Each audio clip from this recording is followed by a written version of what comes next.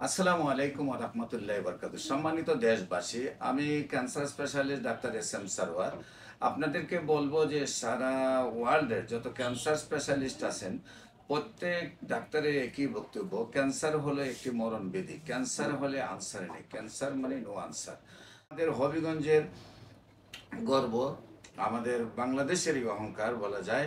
মাননীয় প্রধানমন্ত্রীর খুব কাছের লোক ব্যারিস্টার সুমন সাহেব, তার চাচির ক্যান্সার হয়। বাংলাদেশ, ইন্ডিয়া, সিঙ্গাপুরে চিকিৎসা করে সুস্থ হয় নাই। একদম সুমন সাহেবের বাড়ির পিছনেই অ্যাডভোকেট তুহিনের আম্মা হান্নান সাহেবের ওয়াইফের ক্যান্সার হলো, আবার কিডনিও দুটোটা ড্যামেজ।